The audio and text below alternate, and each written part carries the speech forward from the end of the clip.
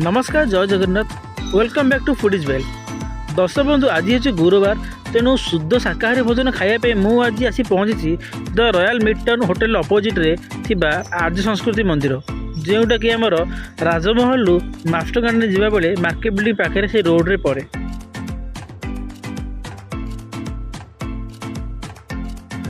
आपण मैंने देखिपे मंदिर देखा बहुत सुंदर अटे आड़ा पूरा मेन रोड ऊपर ही मंदिरटा अच्छी। एठारे मंदिर सामने पोस्टर मराही एठारे अन्नदान प्रसाद मिले बोली मोबाइल नंबर भी अच्छी। तो आउ देरी नक मु चलि भितर को।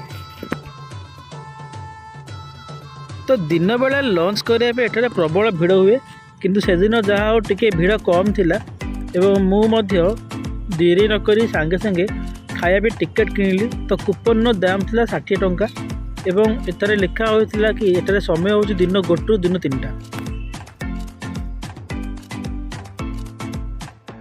आपण मैंने देखिपे यही मंदिरटा पूरा होटेल अपोजिट ही अच्छी।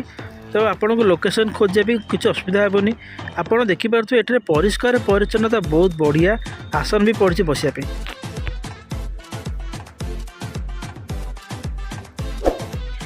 मंदिर प्रसाद में मत मिलला प्रथम अन्न तापर एक सब प्रकार परिया मिसिकी डालमा ता सहित मिलला शाग मेघ एवं शेष को मिलला टमाटो एवं खदरा खटा। खाद्य थिला बहुत स्वादिष्ट एवं बहुत भल वासना भी आसुला। तो एठारे गुरुवार एक सात्विक भोजन खाइबापी प्रकृति में यह गोटे बहुत भल जगह अटे। जदि आपण मैंने भुवनेश्वर अच्छा आपण मैंने निहाती भाव में एठारे थरे आसी लंच समय भोजन खातु।